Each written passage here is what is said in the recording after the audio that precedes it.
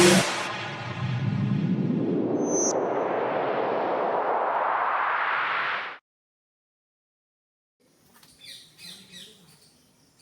Students, good morning.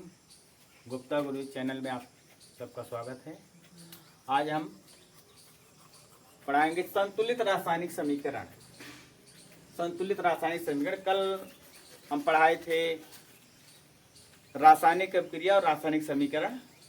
तो आज हम सीखेंगे रासायनिक समीकरण संतुलित कैसे करते हैं और संतुलित रासायनिक समीकरण क्या होता है। तो रासायनिक समीकरण के लिए बताया गया था कि किसी भी रासायनिक अभिक्रिया को प्रतीकों और संकेतों की सहायता से व्यक्त करना ही जो है रासायनिक समीकरण कहलाता है। अब जो रासायनिक समीकरण लिखा गया है उसमें क्रियाफल और क्रियाकारक, यह है क्रियाकारक यानी अभिकारक इसी को बोलते हैं, और यह क्रियाफल यानी उत्पाद। दोनों में जितने भी तत्व हैं उनके परमाणुओं की संख्या समान होनी चाहिए, बराबर होनी चाहिए। अगर दोनों पक्षों में क्रियाफल में और क्रियाकारक में, उत्पाद और कारक दोनों में यदि तत्वों के परमाणु की संख्या समान है तो उसे हम संतुलित रासायनिक समीकरण कहेंगे। जिसे यहाँ पर देखो, पहला जो है रिएक्शन है N2 + H2 बनता है NH3। नाइट्रोजन और हाइड्रोजन मिलकर बनाते हैं अमोनिया। नाइट्रोजन का यहाँ पर 2 परमाणु है, हाइड्रोजन का 2 परमाणु है, यहाँ पर नाइट्रोजन का 1 परमाणु है और हाइड्रोजन का 3 परमाणु है। न तो हाइड्रोजन दोनों पक्षों में बराबर है, न तो नाइट्रोजन ही दोनों पक्षों में बराबर है। तो इसके लिए हम क्या करेंगे, इसको बराबर करेंगे। बराबर करने का मतलब इधर नाइट्रोजन जो है 2 है, इधर नाइट्रोजन 1 है। अगर इसमें गुणा लगा देते हैं 2 का तो नाइट्रोजन पूरा हो गया, 2 नाइट्रोजन इधर हो गया, 2 नाइट्रोजन इधर हो गया। अब हाइड्रोजन की संख्या इधर हो गई 2 3 6 हाइड्रोजन का परमाणु हो गया इधर, और इधर हाइड्रोजन का परमाणु 2 है। अगर इसमें भी 3 से गुणा लगा देंगे तो इधर भी 6 हाइड्रोजन हो जाएगा।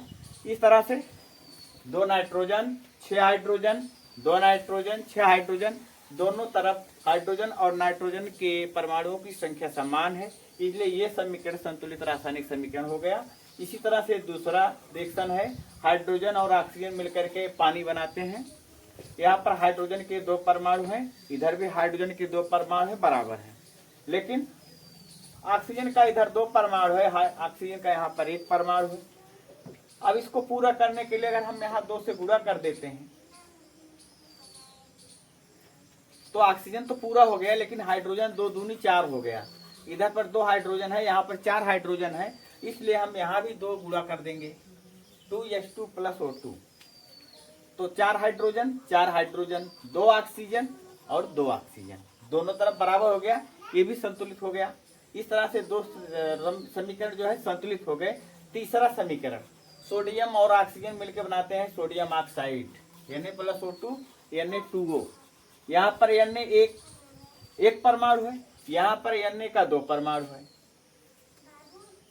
अब इस 2 परमाणु को हम बराबर करेंगे तो क्या करेंगे, अगर हम यहाँ 2 से गुणा लगा देते हैं तो इधर 2 Na हो जाएगा, इधर 2 Na बराबर हो जाएगा। लेकिन ऑक्सीजन यहाँ 2 है और ऑक्सीजन यहाँ पर 1 है, तो ऑक्सीजन की संख्या बराबर नहीं है।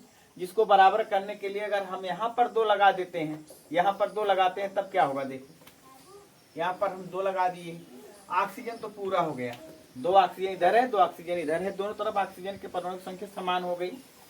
अब नाइट्रोजन के परमाणु की संख्या टोटल कितना हुई, यहाँ पर 2 दूनी 4 सोडियम के परमाणु इधर हैं, यहाँ पर सोडियम का परमाणु 1 है। अगर इसमें हम 4 से गुणा कर देते हैं तो सोडियम का परमाणु 4 इधर भी हो जाएगा, 2 ऑक्सीजन का परमाणु हो जाएगा, यहाँ भी 4 सोडियम का परमाणु, 2 ऑक्सीजन का परमाणु। इस तरह से यह भी रिएक्शन जो है संतुलित हो गया। तो संतुलित रासायनिक समीकरण की परिभाषा, ऐसा रासायनिक समीकरण जिसमें अभिकारक और उत्पाद दोनों में तत्वों के परमाणुओं की संख्या समान होती है, संतुलित रासायनिक समीकरण कहलाता है। फिर से एक बार, ऐसा रासायनिक समीकरण जिसमें अभिकारक और उत्पाद दोनों में तत्वों के परमाणुओं की संख्या समान होती है, संतुलित रासायनिक समीकरण कहलाता है। बस आज इतना ही। हाँ, वीडियो अच्छा लगे तो वीडियो को शेयर करें, कमेंट करें, सब्सक्राइब करें और लाइक करें। धन्यवाद।